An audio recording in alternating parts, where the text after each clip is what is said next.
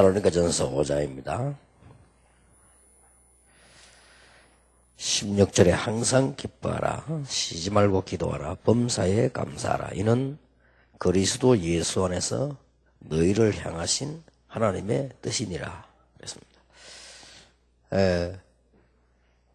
미국에 가 있는 그 지산옥 목사님 또 그 박우성 장로님 그 부부가 한국에서는 이렇게 보면은 이렇게 사역을 잘 했는데요. 미국 가서 잘 안 되는가 봐요. 좀 잘 안 될 정도가 아니고 어려움을 당할 정도로 이렇게 사역이 그저 거의 안 될 만큼, 또 그런 데다가 숫자도 숫자지만 교인들이 또 모였다 또 가버리고 자꾸 이렇게 되는 것 같아요. 제가 보기로는 한국에서는 이제 이마누엘 교회 분위기가 사역을 좀 하게끔 돼 있거든요. 근데 외국 가니까 사역이 지금 조건이 안 돼 있는데 주로 뭘 모르느냐 하는 거죠. 영적 상태를 잘 이해를 못해서 그렇습니다.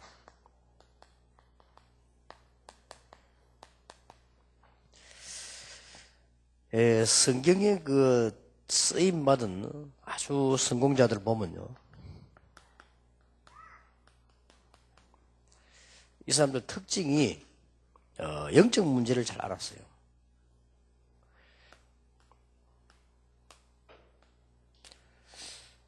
영적 문제를 잘 알아야 치유할 거 아닙니까? 그래서 영적 문제를 잘 알고 있었기 때문에 이 사람들이 크게 쓰임을 받았습니다. 세 사람을 예로 들어본다면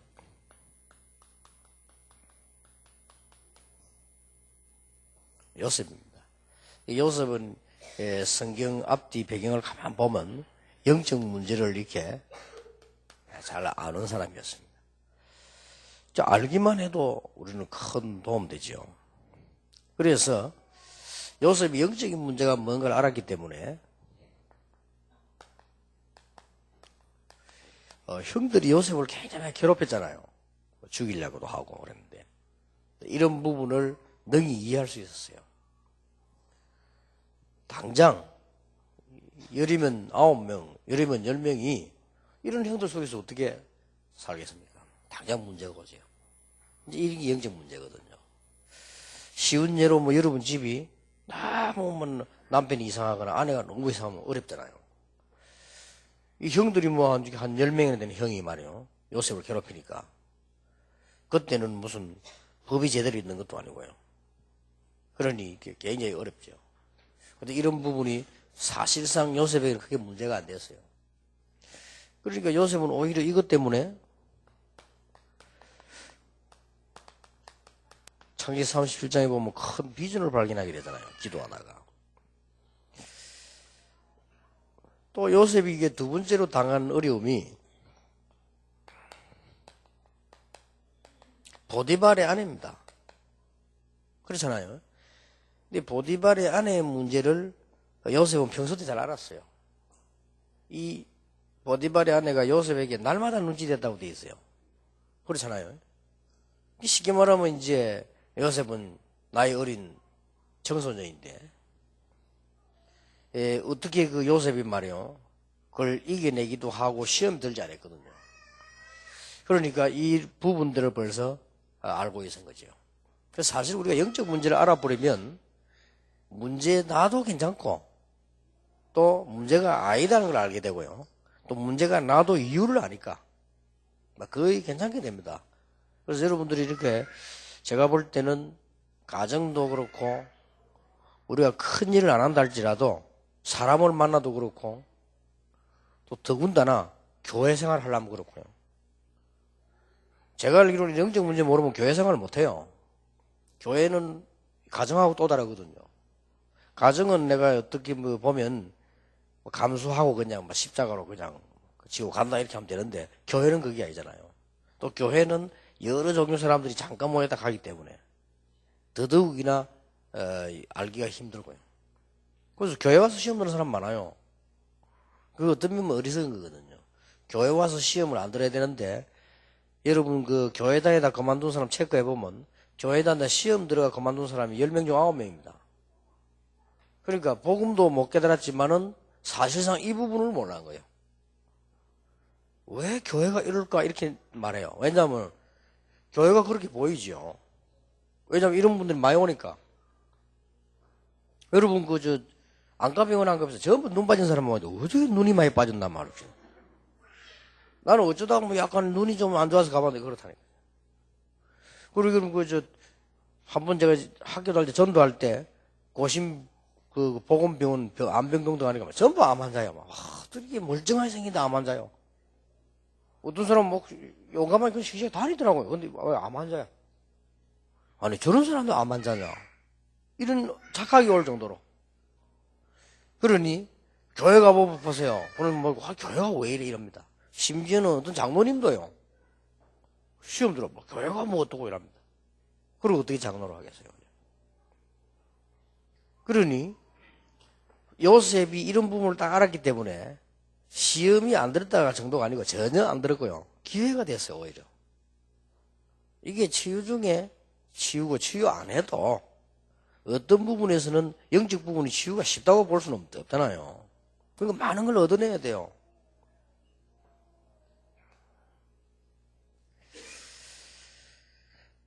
이제 이 요셉이 감옥소에서 정치인을 만났잖아요. 정치인 만났는데 그 내용을 여러분 잘 알지 않습니까? 여러분 감옥소 안에 정치인들 뭐 뻔하죠. 심지어 어떤 사람 막 자살하고 이렇게 하는데요. 그래서 이 요셉은 정치인들의 문제라든지 거기에 답도 주고 그랬잖아요. 오히려 그것 때문에 창세기 40장에 보면 굉장한 길이 되어지는 거죠. 요셉이 있었던 중 일들입니다. 바로왕 만났잖아요. 바로왕 만났는데 바로왕이 가진 문제는 뭐 더 잘 알죠, 그냥. 이렇게 해서 요셉은 뭘 잘했다기보다도 이걸 알고 있었기 때문에요. 바로왕 만나가지고도 창세기 41장 38절에 보면 요셉이 무슨 굉장히 당황하거나 혹은 막 왕이라고 해서 되게 막 이 외형을 갖추거나 그것도 아니잖아요. 그 가서 그대로 이 여호와에 대한 설명을 하게 된 거죠. 그러니까 여러분 잘 아는 부분 아닙니까? 요셉이 총리 시절 때 한 말을 보세요. 창세기 45장 1절에서 5절 보면 형들을 완전히 이해하고 있는 거예요. 형들이 나를 파란 것이 아니고 하나님이 나를 형들 앞서서 보냈을 뿐이다 라고 그랬습니다. 이 정도면 진짜 응답받을 수 있습니다.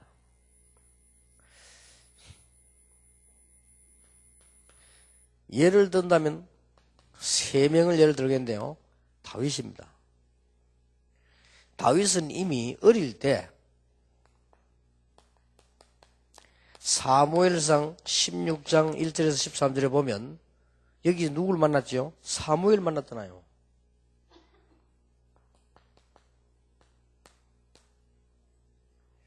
그리고 사무엘을 만나고 난 뒤에 13절에 보면 여호와의 신이 다윗에게 충만했다 그랬어요. 가만히 있는데 성령 충만을 받겠습니까? 사무엘 만났다고 해서 성령 충만 받겠습니까? 벌써 다윗은 사무엘을 만나기 이전에도 알았겠습니다만은 만나고 나는 그 배경 사이에 뭐가 들어있습니까? 영적 부분을 싹 다 아는 거예요. 블레셋이 뭐다? 언약궤는 왜 뺏겼다? 무엇 때문에 제사장이 자기를 찾아왔는가? 자기는 어째서 앞으로 왕이 될 것인가? 이유가 뭔가? 알고 있는 거예요. 이러니 그 어떤 시험이 와도 다 이길 수 있어요. 이런 부분이 굉장히 중요합니다. 특히 사울 왕 문제입니다. 다윗이 사울 왕을 봤을 때는 굉장히 고생하는 사람이었어요. 다윗이 사울 왕을 볼 때는 굉장히 불쌍하게 여겼습니다. 다른 사람은 그래 못 봤는데 그렇게 사울 왕을 제대로 본 사람이 아무도 없었잖아요. 사울 왕을 제대로 딱 본 사람이 다윗입니다. 이렇게 성공할 수 있습니다. 하나 잘 봐버리는데 사울 왕을 따라다니면서 사울 왕에게 문제를 자꾸 부추긴 사람도 있고요. 사울 왕을 없애자는 사람도 있고 있잖아요. 이래 두 종류가 나타나서 이게 다 사울 왕을 잘못 본 거예요. 그래서 왕을 잘못 본 것이 아니고 영적 문제를 못 본 거예요. 근데 다윗은 저걸 딱 본 겁니다. 이러니 이거 하나만 가지고 우리는 편안하고요. 뭘 해야 될 것인가를 알 수 있죠. 그래서 다윗이 임금이 돼가지고 한 게 하나밖에 없습니다. 다 한 거 중요한 게 아니고 성전 지을 준비를 딱 했잖아요. 이게 벌써 다윗이 하나님이 뭘 원하는 거 알았고요. 더군다나 마지막에도 일어나는 그 자기 아들 압살롬 문제라든지 또 그 뭐 이상한 신하들 문제라든지 이런 걸 다 다윗은 딱 깨뚫어 딱 보고 있는 거죠. 그래서 여러분이 이 숫자는 소수지만 이 지금 여러분이 가서 해야 될 일이나 사역은 굉장히 중요하고 많습니다. 그래서 정말 복 은혜 받으시기를 바라고요. 이걸 제대로 본 사람이 바울입니다. 그 증거가 바울이 선교사로 파송되자마자 첫 번째 한 일이 뭡니까? 그게 사도행전 13장 1절에서 12절 아닙니까? 이거는 잘 알았다는 말이에요. 지금 전혀 일반 교단에서 못하고 있는 거잖아요. 다행스럽게 여러분이 지금 하고 계시고요. 우리 다락방이 지금 이거 하고 있는 겁니다. 나 그런 면에서 굉장히 자부심 가져요. 무당 수백 명이 다락방에서 돌아왔습니다. 한국 교회가 몰라서 그렇지 알면 오히려 표창장을 내려야 될 뻔해요. 지금 뭐 다락방에서 지금 보세요. 뭐 여러분 다 아시다시피 감리교, 성결교 지금 그 순복음 다 끌어다 데리고 와서 장로교 만들어 놨잖아요. 그죠? 나는 장로교 교리가 좋다는 게 아닙니다. 교리가 아니고 지금 현재 있는 교단 가운데 가장 성의에 가깝다고 저는 보거든요. 그래서 우리가 다른 단어를 선택하지 않고 장로교를 선택해요. 그리고 장로 중심으로 가야 돼요. 장로를 잘 키워야 돼요. 그게 장로교입니다. 지금 모든 한국교회는 전부 다 집사교지. 우리는 장로교 하려고 하거든요.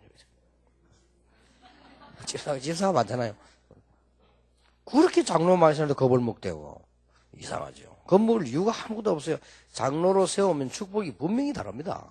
기름 부성인데 지구상의 최고 축복이 기름 붓는 거. 대통령 기름 붓습니까? 대통령 되면 대법원 앞에 법원장 앞에 선서하는데 그건데 장로 되면 기름 붓는다니까요. 그렇죠? 목사 장로는 기름 붓습니다. 그게 아무나 하는 그 기름 붓는단 말은 그리스도 축복이 임한 거예요. 그게 보통 축복이 아닙니다. 일반 사람을 장로로 세우면 그 사람이 제대로 복음만 누리면 평생 축복받는 거예요. 그래서 사람들 참 뭘 모르고 있죠. 바울이 선교사로 파송받자마자 무당에게 잡혀있는 총독을 살려냈잖아요. 그렇죠. 이게는 영적 문제를 안다는 말이에요. 전혀 한국 교회가 근처도 못 가고 있는 현장이죠. 눈치도 못 채고 있죠. 자, 그러면 두 번째를 보세요. 바울이 전도문이 막혀 있다가 전도문을 열고 간 첫 번째 지역이 마게도냐 처성이 어디죠? 빌립보 아닙니까? 거기서 기도하는 중에 인도받아 갔다가 거기서 일어난 일이 사도행전 16장 16절 18절이잖아요. 귀신들을 점치는 사람이 그거 고쳐버렸잖아요. 이 말은 다른 사람 못 보는 영적 부분을 바울은 봤다는 말이 되는 거예요. 그러니까 쓰임을 받는 겁니다. 그리고 바울이 거의 마지막 사역이라고 보는 데가 됩니까? 로마 가기 이전에 사도행전 19장 8절에서 20절에 보면 뭡니까? 에베소 아닙니까? 여기에서 두란노에서 많은 환자를 치유하고 뭐 우상에 빠진 사람 건져내는데 은 5만이나 될 정도로 그렇게 되었죠. 이게 얼마나 큰 축복의 사역. 제가 볼 때는 우리 뭐 윤용화 목사님 저런 분들 다 복음 가진 분들이기 때문에요. 자손 대대를 두고 사역이 굉장히 귀중한 사역이 될 겁니다. 하나님 모실 때는요. 그렇잖아요. 복음 없는 사람들 할 때 굉장히 고생될 거고요.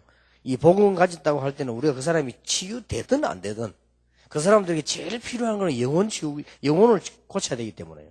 그렇지 않습니까? 그래서 사실상 그 사람들이 와서 찬송만 불렀다. 그것도 유익이요. 저는 그 자폐 아이들을 보면서 아이들 그 한두 명 볼 때는 모르겠는데 자폐 아들을 모아놓으니까요. 진짜 좀 심각하대요. 근데 그 잠깐 강의에 들어서 가보니까 뭐 강의도 강의지만 이건 완전히 무슨 생각이 드느냐. 얘들이 문제가 아니고 부모님들이 엄청 고생하겠구나 싶어요. 저 부모가 얼마나 고생할까. 특히 어머니가 말이에요. 아버지는 어디 거기 가보니까 괜찮은데 엄마가 굉장히 고생하겠다 이게 느껴지더라니까요. 그런데 그렇게 모여서 찬송을 하고 이렇게 안 합니까? 그 자체가 그 아이에게는 유익이요. 고치고 안 고치는 그 다음 얘기고. 어디서 그런 복된 소리를 들을 수 있겠습니까? 걔들이요. 어린 아이들이 찬송을 듣고 자라는 아이하고 어떻게 우상 숭배하는 데서 그 이상한 소리 듣고 자라는 아이 어떻게 같겠습니까? 걔들이 인식을 못하는 것 같아도 다르거든요. 그래서 여러분이 치유 사역 하는데 오셨다는 것만 해도 축복이요. 왜냐? 이거 하나님은 결국 이거 하는 사람을 쓰시는 거예요. 결국은. 저걸 모르는 사람은 사역도 해도 옳은 사역이 안 됩니다.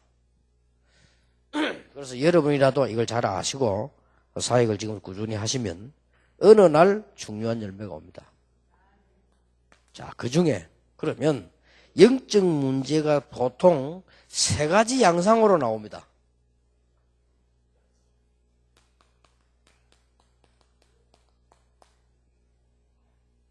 여러분이 알고 계셔야 되겠죠. 영적 문제가 보통 세 가지 양상으로 와요. 어떤 양상으로 오는 거 하니까 실제로 시달리는 사람들이 있어요. 시달리는 사람도 정도가 차이가 있겠죠. 있겠는데 주로 어떻게 시달리는 거 하니까 이렇게 시달리는 사람이 많아요. 별 표가 없지거나 자꾸 갈증이 난단 말이에요. 이 갈증이라고는 목이 마른 물로 갈증 말고 영적으로 갈증이 자꾸 생기는 거예요. 편안해야 되는데 이게 이제 시달리고 있는 거거든요. 근데 그것 때문에 뭐 어떤 사람은 사실은 이 알고 보면 결론적으로 나중에 얘기하겠습니다만 사실 이 축복인데 일단 본인은 괴로워요. 이 갈증이 자꾸 생기다 보니까 어떤 문제가 오는 거 하니까요. 굉장히 갈급해지는 거예요. 혼자서.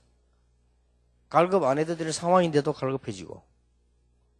그 다음에 별로 문제도 아닌데 자꾸 갈등이 생기고. 이렇게 됩니다. 이걸 목사가 모르니까 목회가 안 되는 거예요. 아, 저거 뭐 장로가 뭐 저래 말이야. 집사가 뭐 저래 말이야. 저거 뭐 이런 식으로만 봐버리면 그게 사실 알고 보면 뭐 축복의 길인데 여러분이 복음을 가지고 영적인 문제가 있는 사람을 한 사람을 도와줬다. 아니면 평생을 줬는데 이게 작은 축복입니까? 그게 축복 중에 축복 아니 복 중에 복인데 아예 모르니까요. 목회가 안 돼요. 목회가 안 돼요. 여기 지금 목사님도 계시잖아요. 많습니다. 표안나게. 표안나게 이렇게 자꾸 갈증이 생기고 갈등 생기기 많다니까요. 그러니까 어떤 때는 막 복음, 이게, 그래서 절대로 복음 말고 딴 거 하면 안 돼요. 그러다 율법 눌러버린다, 이제 못 참는 거예요. 물론, 율법적으로 반대적으로 해도 안 되지만, 너무 율법을 해버리면요, 영적으로 자꾸 어려움 주는 거예요. 이 율법적인 거 가지고는 해결이 안 됩니다. 또 특히, 이런 부분에 많이 시달리는 사람들은요, 굉장히 율법적입니다, 또. 그러면서 율법적으로 하는 건 또 못 견딥니다. 참 이상하지요. 그리고 보통 이 정신적으로 어려움 당하는 사람들 보면요, 굉장히 율법적입니다. 그렇잖아요, 뭐. 그런데다 그 교회에서 막 그래봐서 못 견디는 거예요. 그래 복음을 들으면서 조금씩 들으면서 치유돼 간다는 데 그게 가장 정상입니다. 그래서 그런 걸 알고 목회자는 기다려주기도 하고 어떤 때는 이렇게 도와주기도 하고 이렇게 해야 됩니다. 이제 요 정도 되면 또 괜찮은데 어떤 사람은요 조금 더 심해지면 자꾸 혼란이 온다고 하죠. 이게 자기 삶에 혼란이 오기 때문에 다른 거에는 같이 연결될 수밖에 없잖아요. 주로 이제 이렇게 되집니다. 사람은 누구나 우울한 부분이 있지만 이게 우울한 게 아주 정세가 만들어져가지고 우울증이 생긴다. 많습니다. 사실 이까지 잘 몰라요. 다른 사람이 모른다니까요. 멀쩡하게 학교 다니고 다 하는데 공부하고 다 하는데 본인은 뭐가 자꾸 갈증이 생기고 막 자꾸 막 뭔가 막 혼란이 오고 자기는 막 우울해지고 이런 거예요. 이런 사람 많다고요. 이런 사람들이 밖에 나가서 일부러 표 안 내려고 막 웃고 이러거든요. 그러니까 그 자살한 그 배우 보세요. 다른 사람은 그러니까 충격받다. 왜냐? 그렇게 명랑하고 명랑한 게 아주 명랑한 척 하는 거지. 자기 그게 안 되니까요. 우리 어릴 때 그러니까 뭐 난 어릴 때 보면 뭐 우리 유교 만나가지고 화장실 저 밖에 있으면 밤에 겁나는 거 가려면은 그럴 때 막 떠들고 노래 부르면서 막 하고 그러잖아요. 겁이 나가지고. 그러고 보면 이 선수들도 보면 왜 이 요즘 권투 같은 게 요즘 K1 나와서 그거 봐보세요. 어떤 선수 막 너비가 불안해서 그래요. 그 해소하려고 막 감 지르고 막 그러지. 그러니 이런 걸 모르니까 이 한국에서 통계냈는데 17% 나왔다고 돼 있어요. 한국에서 낸 통계, 이게 제가 낸 통계가 아니고 헌병대 우리 다락방 멤버 있잖아요. 헌병. 그 사람이 조사한 걸 얘기해야 되더라고요. 17%가 우울증에 시달리고 있어요. 그러니까 군인 100명 중에 17명이란 말이에요. 그럼 걔들이 어떻게 하겠죠? 군대에서 못 견디네. 군대가 집처럼 안 그렇잖아요. 못 견디죠. 이래가 전부 바가지는 군대 다 씌운다니까요. 군대가 어떻길래 못 견뎌요.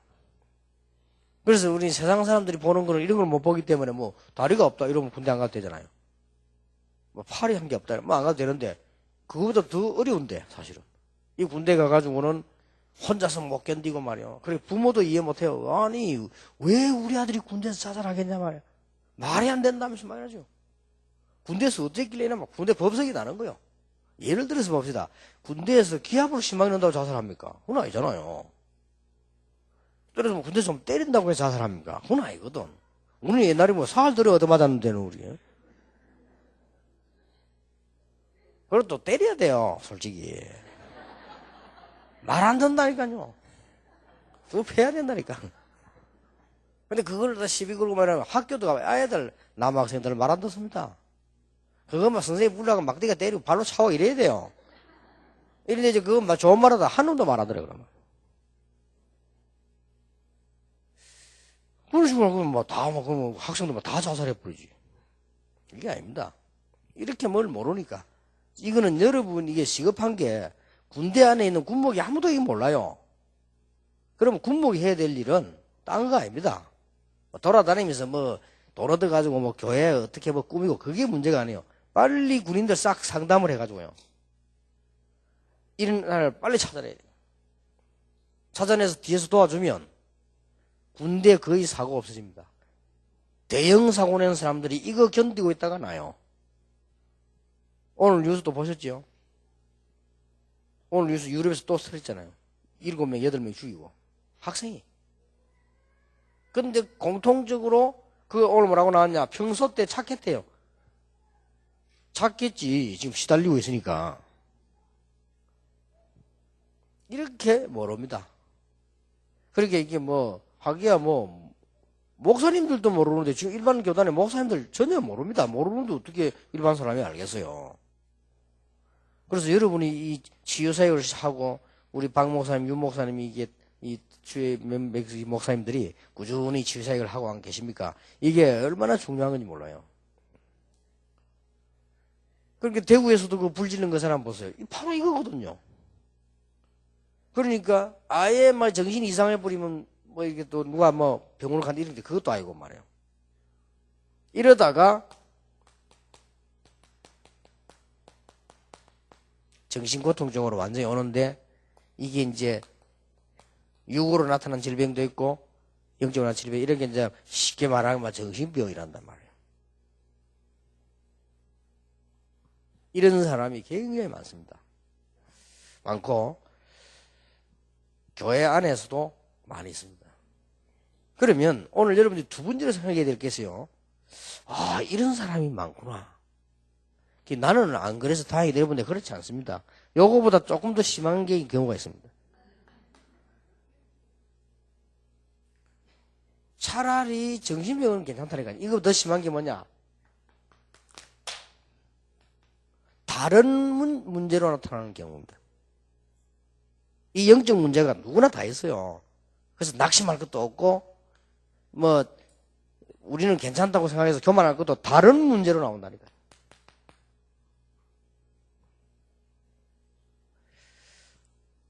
이런 쪽으로 안 나오고 다른 문제로 나와요.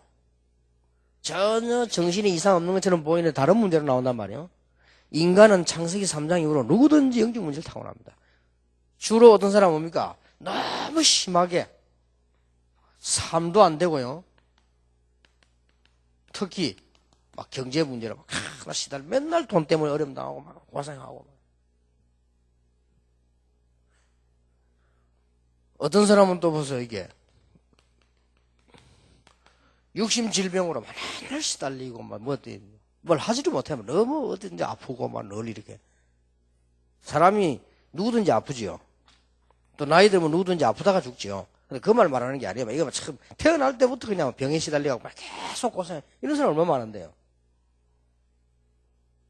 우리가 사람이 가난해질 수 있잖아요. 가난할 때도 있고. 근데 이거는 그 말이 아니에요.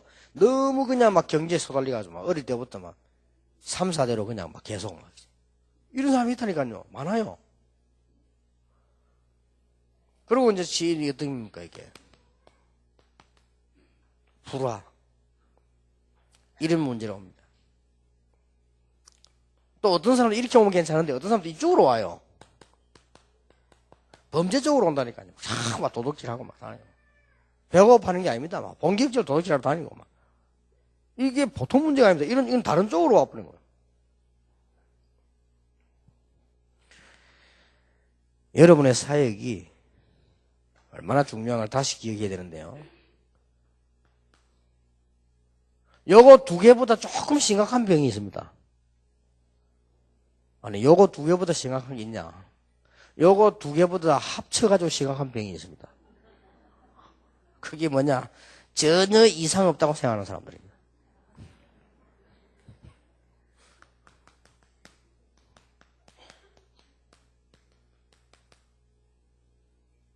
요게 문제입니다. 전혀 이상 없다. 차라리요, 이런 사람들 괜찮아. 이 사람들은 교회라도 온다니까요. 이 사람들 교회도 안 와요.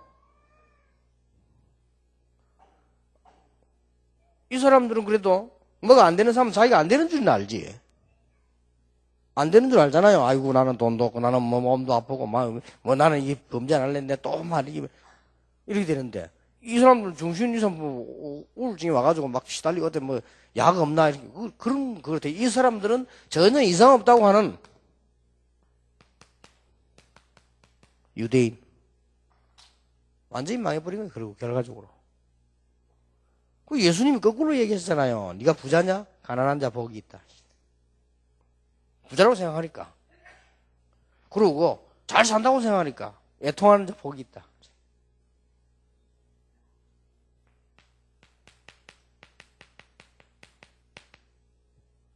가장 문제가 많았는데 가장 문제 없다고 생각했어요. 중세교회.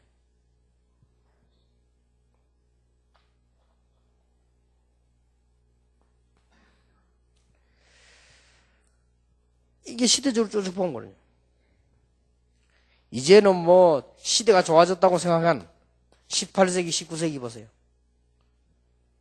가장 문제가 많았습니다. 전쟁이 몇 번이나 큰 전쟁이 터지고요.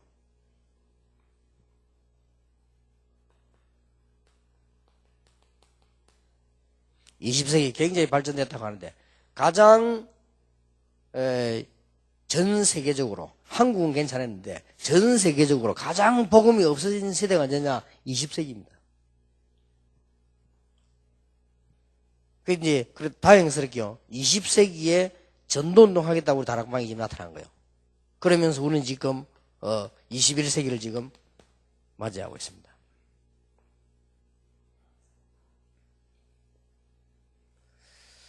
자, 이렇게 됐는데 어떻게 그러면 치유를 해야 될 것인가?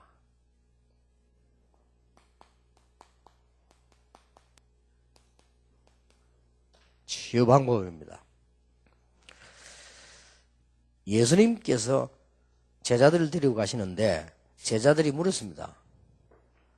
이 아이가 이렇게 이게 병이 들었는데, 이렇게 이 문제가 왔는데, 이게 자신의 죄입니까? 부모 죄입니까? 그렇게 물었어요. 요게 지금 우리가 생각하고 있는 부분들이거든요. 예수님께서 뭐라고 대하셨습니까?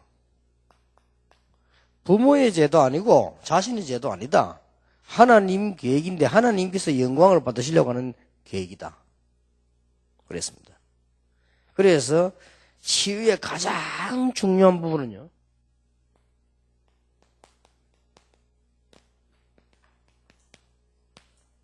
올바른 희망을 가지는 겁니다. 틀린 희망 가지면 안 되지만은 올바른 희망을 딱 가져야 돼요. 이게 치유의 가장 첫 번째입니다. 여러분 집에 사실은 정신적으로 시달리는 사람이 하나 있다. 그 사람 때문에 온 집안에 문제가 오는 게 아니에요. 온 집안이 복음돼요. 그렇잖아요. 전혀 모르고 많은 돈을 가지고 건강하게 잘 살다가 막판에 재앙을 만나 죽고 자기 자녀에게 재앙 다 한달 사람이 이 땅에 가득한데 내가 가지고 있는 문제 때문에 복음 가까이 나오게 되는 거예요. 일단 시작부터가 벌써 축복이에요. 고치고 안 고치면 그 다음 얘기고 시작부터가 축복이라니까요. 여러분이 생각해 보세요. 나는 영적으로 왜 이래 어려울까? 왜 시달릴까? 교회 왔다. 그 자체가 벌써 축복의 시작이에요. 그러나 일반 많은 사람들이 안 오잖아요. 그러면 앞으로 어떻게 되겠습니까? 이 굉장한 영적인 축복과 많은 게 일어납니다. 집안 안에 우상, 영적 문제죠. 싹 다 상들이 뽑아내버리잖아요, 나중에요. 그리고 그거부터 알아야 됩니다. 올바른 희망을 딱 가져야 돼요. 그래서 이게 축복이다. 우리 다락방에 많은 선교국, 성공되는 선교국이 많습니다만은 그 중에 제일로 축복된 선교국이 어디냐? 치유 선교국이다. 언제는 또 렘넌트를 하더니, 렘넌트는 미래로 말할 필요도 없고, 지금 현재 말이에요.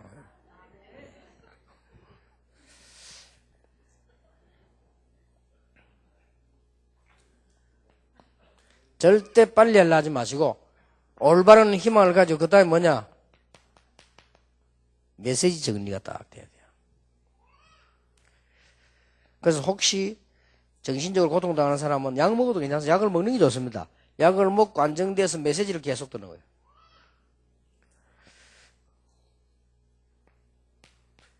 창세기 1장 1절 13절에 보면 하나님이 천지를 말씀으로 창조하셨어요.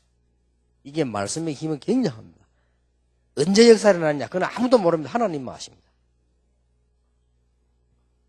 어느 날 또 괜찮다 그런 사람도 있고요. 어떤 사람은 예배드리다 해요. 어떤 사람은 그러니까 장소나 사람을 중요시할 필요 없어요. 어떤 사람은 이 담임 목사님 설교도 괜찮은데 어떤 집사가 와서 이 얘기가 나와버려. 그러면 집사가 고쳤다는데 그거 아니에요. 하나님이 말씀을 고치는 시간표를 하나님 말고 계셔. 그렇잖아요. 그건 자꾸 착각합니다. 목사님 신방 10번 와도 안 되는데 어떤 집사가 한 번 왔는데 기도 안 되면 그건 하나님의 시간표에 집사가 한 게 아니에요. 말씀이 그때 역사해버려요. 그래서 이 말씀은 창조의 말씀이다. 그래서 히브리서 4장 12절에 분명히 살았고 운동력이 있고 좌우의 날선 검과 같았어요. 우리의 심령, 골수는 이 육신적인 암 아닙니까? 그거에도 찔러 쪼개게 하시다.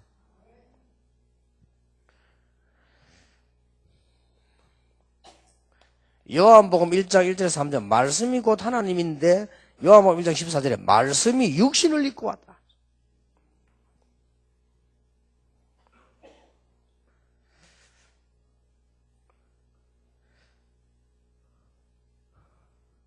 그러고 이사야 40장 6절에서 8절에 보니까 하나님의 말씀은 반드시 성취됩니다. 그리고 영원히 있습니다. 영원히 서리라 알아. 성취되고 영원합니다. 그래서 우리가 자신만만하게 성경을 들고 다니고 강조하는 거예요. 지금도 전거 오니까 뭐 확실하니까요. 제 같은 경우는 요 세 가지 중에 어디에 속했냐? 저는요 2번에 속해서 뭐가 안 되는 거요. 우리 집안이 진짜로 안 되는 거겠죠.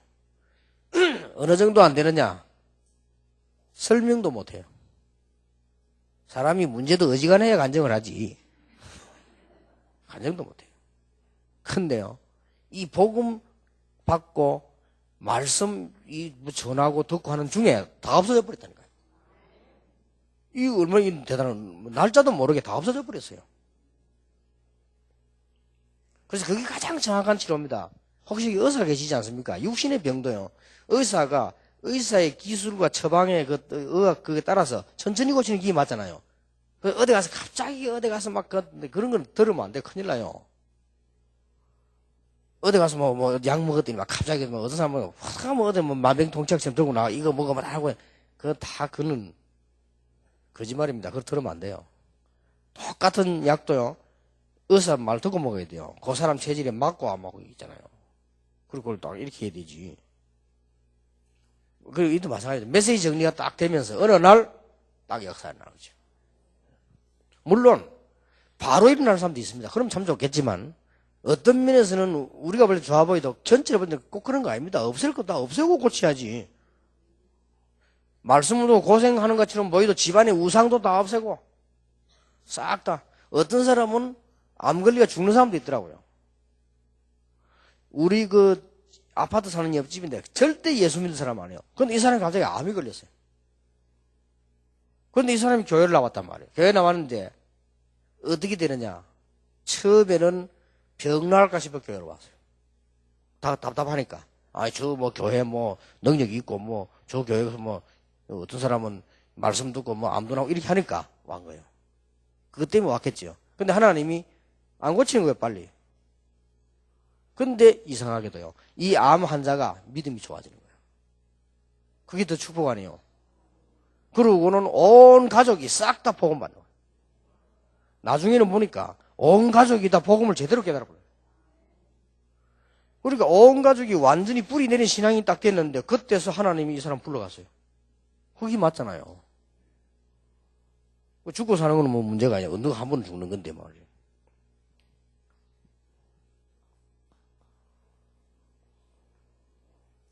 그 다음에 우리가 제대로 할 것이 하나 있다면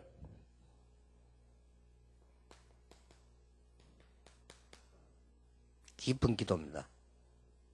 성경은 뭐라고 표현했냐? 성경은 다윗이 시편 119편에 이렇게 표현했습니다. 묵상, 주야로 여호와의 말씀을 묵상한다. 굉장한 힘입니다. 조급할 필요 없어요. 빨리 되고 싶지만 정확하게 됩니다. 하나님의 말씀, 주야로 다윗이 최고 쓰임받은 그 어려움을 다 이긴 다윗이 뭐라고 했냐? 시편에 고백하기를 주야로 말씀을 묵상한다.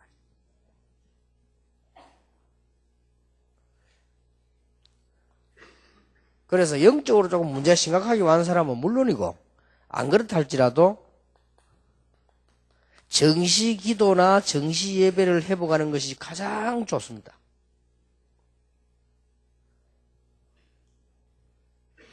이제 메시지 딱 정리 계속되잖아요. 그러면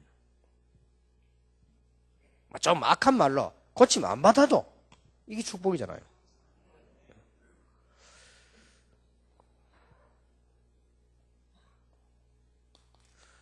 무시기도의 가장 중요한 게 뭔지 압니까?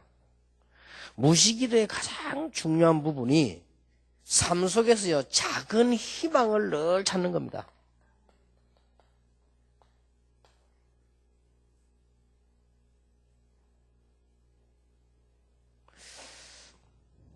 여러분, 사람이요, 모르고 이제 지나왔는데, 여러분 자신도 그렇고, 다른 사람도 그렇고, 희망을 딱 가질 때 있잖아요. 이때 그 희망은 별거 아닌데, 내 인생이 바뀌어버려요.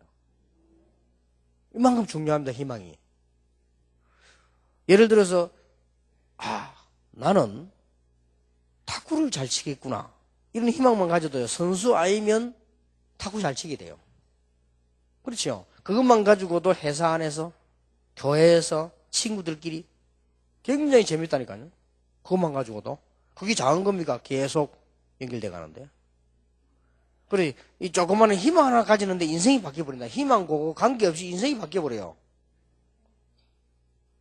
참 중요하지요. 그래서 여러분, 이제는 삶 속에서 이 무시기도가 뭐냐? 조그마한 희망들을 많이 찾아내는 겁니다. 특히 치유 부분에서 지금 한 얘기예요. 치유 말고 다른 부분에 볼 때 또 다른 건 많이 있겠습니다만 무식기도 속에 다 들어있잖아요. 그 중에 가장 치유에 좋은 부분은 희망들을 자꾸 찾아내는 것이. 일반 사람도 마찬가지고요. 거기 핸델이라는 사람이 그 아버지와 따라 친척 집에 갔는데 그냥 자꾸 그 없는 그 오르간이 집에는 없잖아요. 근데 그걸 만지고 싶은 거 애들이니까 자꾸 이게 만지려고 하는데 아버지는 자꾸 만지지 말아 했잖아요. 남의 집에 가면 실내니까. 그런데 그 주인이 딱 보더니 한마디 하고, 야, 너는 이거 한 번도 안 만져봤는데 어떻게 그렇게 잘 그렇게 이렇게 손대는 일이 다르구나. 너는 앞으로 유명한 음악가가 될 수 있겠다 이랬다.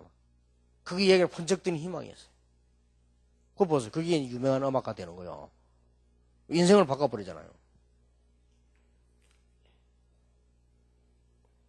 저는 시간 날 때마다요, 편안하게 시간 좀 갑자기 나면, 시내에서는 책방을 가고, 책방을 가는 이유가 있어요. 책방 가서 책 다 안 사도, 이 둘러보면요, 많은 걸 볼 수 있어요.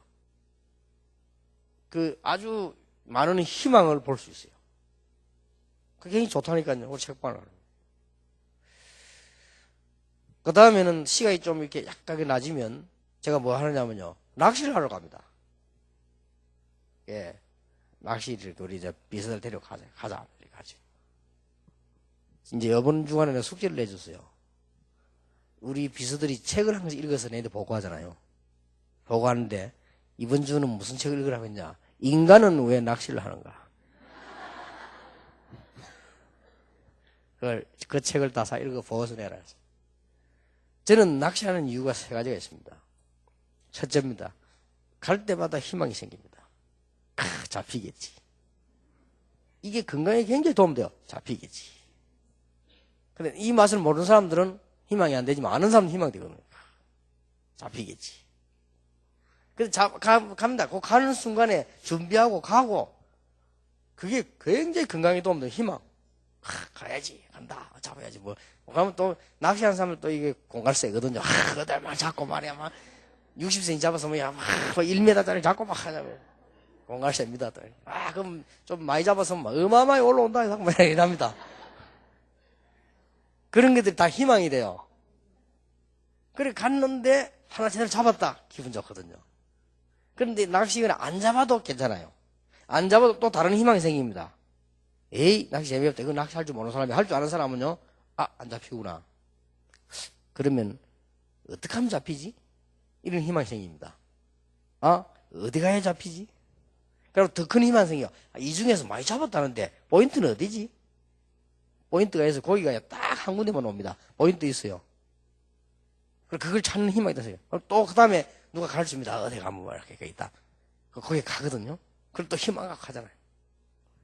인생이 살아가는 중에 한 번 희망을 가진데도 생이 바뀌는데요. 이 작은 희망들을 두 번째 낚시하는 이유. 자연과 가장 가까이 할 수 있어요.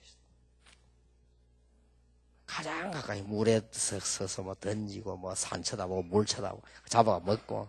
그래서 자연과 가까이 하지 않는 사람들은요 건강하지 못합니다. 여자들은 이해 못하는 남자들이 이상하다. 혼자 저 추운 데서 낚시 말라 하는데 다 맛을 아는 사람들이 하는 거예요. 그 다음에 세 번째 이유. 별로 친하든 안 친하든 상관없이 안 잊어먹습니다. 누구하고 어디 갔는데 고기를 이만한 걸 잡았다. 영원히 안 잊어먹습니다. 가장, 그리고 또 아들하고 같이 낚시하고 가고 오고 만들고 뭐 이렇게 다. 그리고 또 같이 낚시를 해보면 이 사람 성품 딱 압니다. 낚시 해보면. 다른 게 하고 잘 몰라요. 낚시 딱 해보면, 이 사람 성품이 어떻구나. IQ는 어느 정도 되구나. 다 압니다. 초보자라도 압니다. 이렇게 딱 보면, 여기는 IQ가 있구나. 어떤 딱 심부름 반응이 센서가 있구나. 어떤 여기 좀 둔하구나. 이렇게.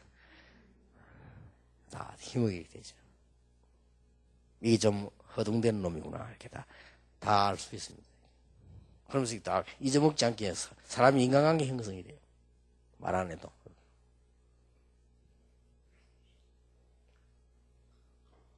그렇듯이 이 작은 희망들요. 찾아내는 것이 분명히 있습니다. 이게 무시기도와 치유의 가장 중요한 답 중에 하나예요.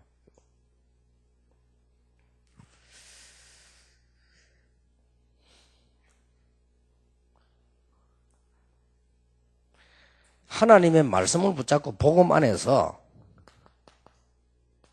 깊은 묵상이 있죠. 이게 굉장히 치유에 도움됩니다.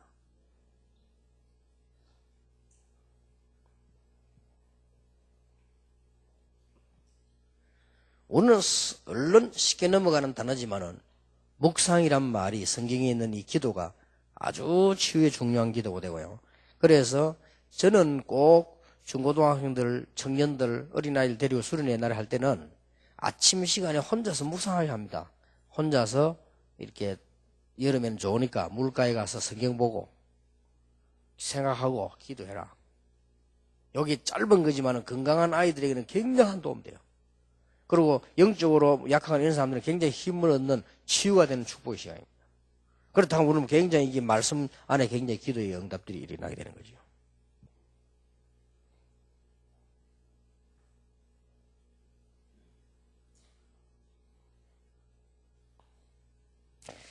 결론 맺겠습니다.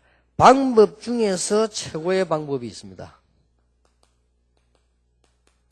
정말로 이거는 방법 중에 방법이에요. 그게 바로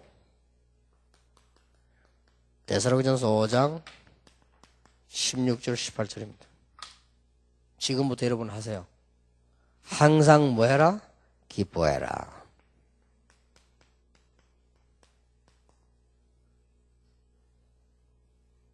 억지로라도 기뻐하면 도움돼요. 억지로 안 기쁜데 막 기쁘다. 그래도 도움된다니까요. 억지로라도 기쁘다. 이래도 도움돼요. 여러분이 억지로 웃어도 도움된다 안 합니까? 억지로라도. 어떤 사람이 암 걸린 사람이 3일 동안을 막 굉장히 웃은 거 보면 손뼉을 치고 웃었다네. 그런데 병원에 의사 놀래버렸어. 당신이 뭘 먹었냐, 그냥 아무것도 먹은 게 없어. 몸 안에 암을 이길 수 있는, 저항할 수 있는 힘이 배로 올라오고. 실제로 의학적으로 통계 나왔어요. 그러니까, 인상 쓰지 말고 기뻐하시라니까요. 생긴 또 인상은 어쩔 수 없지만은, 마음속으로 기뻐해야 돼요. 저는 또 인상이 그렇게 안 되는가 봐요. 왜냐하면은, 사진 찍을 때 늘 날 보고 웃으라는데, 굉장히 많이 웃었는데도 나고 자꾸 웃으라고 이래가지고 혼났어요. 네. 우리 서울서 제일 유명한 사진가 있잖아. 허바바 사장. 내 신문에 나온 그 사진이 거기서 찍은 거거든. 그게 10년 전에 찍은 거예요. 이제 새로 찍어야 되는데 거기 갔는데 내가 40분 교육받았다니까. 40분 교육받는데 뭐가 웃으라는 거요. 야 죽겠더만. 근데 내가 그렇게 안 웃냐 막 보니까 그렇게 내가 안 웃는가 봐요. 이래가지고는 이게 막 굉장히 40분 동안에 막 설명을 찍기 그래야 되는데. 근데 저는, 이렇게, 안 웃고 가만히 있는 게 편하네요. 하도, 어릴 때도 크기를, 이게 또 부산, 경상도, 대구 이런 데 또 분위기가 그래요. 기죽이죽 웃는 놈을 시럽게 생각해요, 이제. 교육이 그래요. 중요할 때는 인상을 딱 쓰잖아요, 우리는. 교육이 문제예요, 이게. 그러니까 대구 사람들이나 부산 사람들 그래요. 누가 뭐 사와봐요. 고맙다 이래 됐긴데 이런 거 말라 사왔나 하면서 좋으면서. 그게 저 밑에 사람들의 교육이 그렇습니다. 마누라가 뭐 여보 뭐 사랑해 미쳤나 하면서. 그게 저 밑에 스타일 교육을 그래 받아요. 이런 데다가 또 저는 또 이게 전도운동 하면서 별 희한한 사람도 있고 전부 이렇게 보고 듣고 참아가지고 우리 그런데 기쁩니다. 기뻐요. 내가 어떻게 이렇게 하고 많은 사람 가운데 하나님의 자녀가 됐을까? 기쁘고요. 얼마나 사람 많은데 모르는 사람 천지인데 그것도 어찌 그리 말해 교회도 많은데 이상한 교회 같더라면 교회도 이상한 교회 많아요. 예수 믿지 말라는 교회도 있는데 이렇게 하나님이 나를 갖다 이렇게 말씀 잘 가르치는 교회로 교단으로 또 그중에 또 복음 깨닫고 얼마나 기쁜지요. 근데 억지로라도 기뻐하면 이익이요. 근데 여러분이 진짜 기쁜 걸 찾아냈다. 이거는 굉장한 거죠. 치유 중 치유입니다. 그리고 더 중요한 것은 정말로 하나님 주신 기쁨이 내게 느껴진단 말이에요. 야, 이거는 굉장한 치유가 돼요.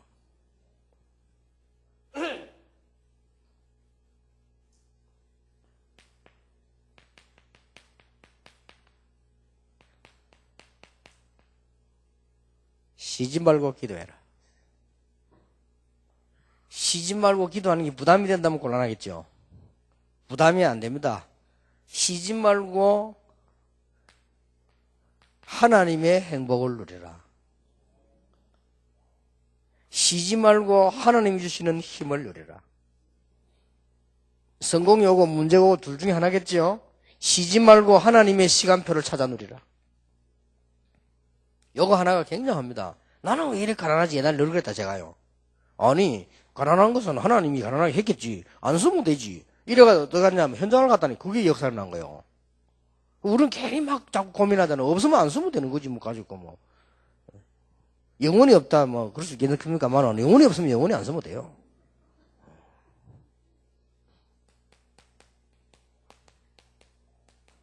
뭐든지 감사하라. 이는 너희를 향하신 하나님의 뜻이니라. 그 안에는 하나님의 뜻이 숨겨져 있어요. 뭐든지 감사, 뭐든지 감사. 범사라고 되어 있습니다. 아픕니까? 그것도 감사해요. 여기 분명히 범사라고 되어 있다. 그냥 감사하라 이래 부리면 골라가며 하겠는데 범사에 감사하라 해서. 성경 하나님이 바울을 통해 범사에 감사해라. 하든지 이상한 남편 만났으면 그것도 감사해라. 어찌 감사합니까? 하나님 감사합니다. 병들어 누워 있으면 돈도 많이 들 건데 저렇게 살아 돌아다니면 안 하는 짓이었고 그것도 건강해 그것도 감사하니 또 아파 누워서 그것도 감사해요. 왜냐 사람이 말이죠. 이게 막 건강한 사람들 다니면서 오만 범죄 다 하고 영적 문제 다 가져오는데 저 아파 누워 있으니까 늘 기도하고 막 감사하고 그것도 감사하니 범사에 감사. 진짜로 감사해보세요. 그걸 감사거리가 있다고요. 이게 치유에 굉장하다. 억지로 감사해도 감사한데 범사에 감사해요. 진짜로 감사해요. 그런데 억지로 감사한 나라들이 다 축복받아 그래도요. 왜냐? 미국 사람들은 무조건 땡큐입니다. 싫은 것도 노 땡큐라. 우리는 싫으면 노가 해야 되겠네. 노 땡큐. 무조건 땡큐라.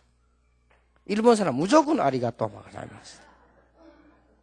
진짜입니다. 무조건 아리가또 이 사람들은. 그러니까 보세요. 쓸데없이 해도 역사에 난다니까요. 근데 우리는 진짜로 생각해 보세요. 아니 솔직한 말로 지금 우리가 죽어도 복음 전하다가 죽지. 지금 죽어도 천국 가지. 지금 죽어도 제자들 배경 맞지. 문제될 게 없잖아요. 얼마나 감사하니. 그러니 어느 정도 감사해 부리면 되느냐. 바울처럼 뭐 감옥 소인데 그것도 감사한 일이죠. 크로스비 소경된 거 그거 감사한 일. 왜냐? 나의 갈 길 다 가도록 하나님 다 인도하시니까 예수께서. 그래 감사. 자기 갈 길을 예수께서 인도하신다고 했잖아요. 그래 감사. 요 세 개가 이게요. 치유하는 방법 중 방법입니다. 지금부터는 자꾸 찾아내서 하든지 감사. 이러다 보면 어느 날 굉장한 치유되는 역사입니다. 이렇게 하는데 앞뒤 배경이 몇 개 있습니다. 앞뒤 배경이 몇 개 있는데 데살로니가서 5장 12절에 보면 형제들아 우리가 너희에게 구하노니 너희 가운데 수고하고 주 안에서 너희를 다스리며 권하는 자들을 너희가 알아라. 배경이 몇 개 있어요. 주의 종들,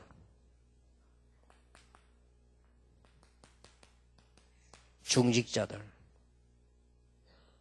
감사해야 돼요. 알고. 여러분 마음속에 솔직히 목사님에 대해서 감사 없고 중직자들에 대해서 막 감사 없으면요. 그거는 조금 어렵습니다. 근데 사람들 보면 체질적으로 가만, 안수집사도 가만히 얘기하는데 보면요. 꼭 장로들을 싹 까더라고, 이렇게. 가만 들어보면요. 싹 까요. 직접 안 까고 싹 돌려서 까고. 내용이 보니까요. 이렇게 싹 내용을 가지고 까고. 이렇게. 또 장로님들도 가만 보면 자꾸 이게 안수집사 쪽으로 싹 약간 빈정거리는 약간 발발라 하는 이런 게 있다. 그런 거 하면요. 그거는 옳은 기도, 치유도 안 됩니다. 기도도 안 가고. 얼마나 귀합니까? 아니, 우리 성에 한 번 살아가는 중에 60억 인구 가운데, 이런 목사님을 만났단 말이에요. 이게 보통 사건이요. 그렇잖아요. 여러분, 이게 이래 가고요. 이게 이래 가도 이게 보통 사건이 아닙니다, 저게. 그렇죠? 아니, 불교에서는 그걸 뭐 인연이라고 안 합니까? 이게 보통 사건이 아닌데 불교보다 우리가 못 깨달으면 안 되죠. 불교에서는 꽃게 스치는 것도 인연이라고 안 합니까? 그 정도로 있으면 감각이 있는데 우리는 막 맨날 붙어 살면서도 모르잖아요. 중요합니다. 그 다음에 뭐라고 되어 있냐? 이렇게 하면서 배경이 몇 개 있다니까요. 그 13절이죠. 형제들아 너희를 건면하노니 게으른 자들을 권계하며 13절에 보면 그들의 역사로 말미암아 사랑을 가장 귀히 여기며 너희끼리 뭐해라? 화목해라.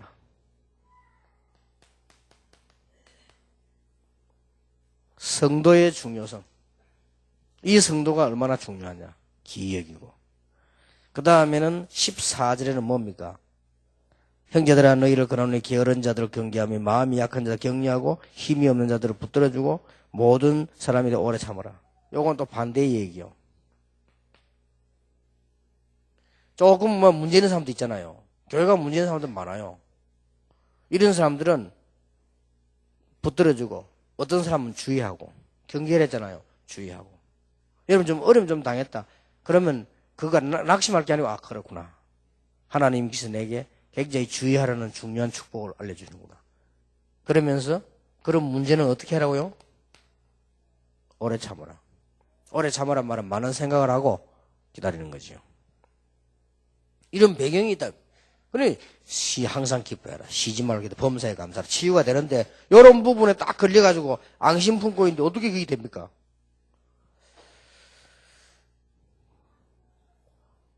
그러면서 19절에 나왔어요. 성령께서 늘 인도하고 계시니까 걱정하지 마란 말이에요. 성령 소멸하지 마라. 에베소 4장 3절 성령을 근심케 하지 마라. 이거는 소멸하지 마라. 소멸한단 말은 무슨 말입니까? 그냥 근심케 한단 말은 너무 뛰 나가는 거예요. 소멸하는 건 안 하는 겁니다. 너무. 하나님이 다 준비해서 그냥 움직이고 가서 소멸하지 마라.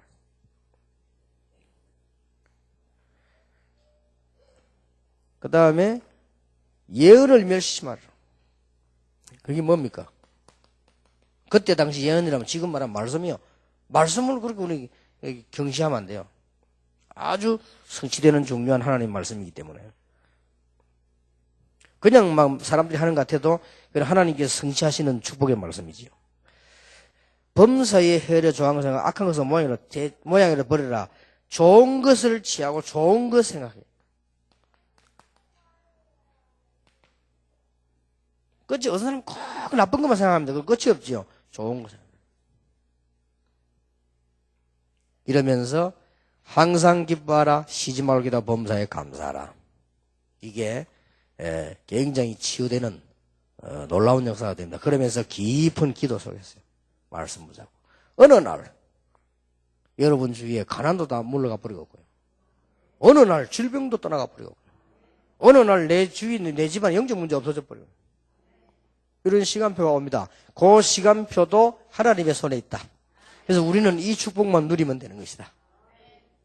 이게 영적 치유의 가장 중요한 부분 중 하나입니다. 조금 쉬었다가요. 우리 사역에 관한 치유 조금 얘기해야 되겠습니다. 기도하겠습니다. 하나님께 감사드립니다. 우리에게 하나님이 이미 모든 것을 준비하고 버리셨사오니 새로운 힘을 얻는 참된 치유가 일어나는 감사하는 시간이 되게 해주옵소서. 범사에 감사하는 시간이 되게 해주옵시며 정말로 참 기쁨을 회복하는 시간 되며 기도에 무시의 기도의 힘을 얻는 축복을 허락해 주옵소서. 예수 그리스도 이름으로 기도하옵나이다. 아멘.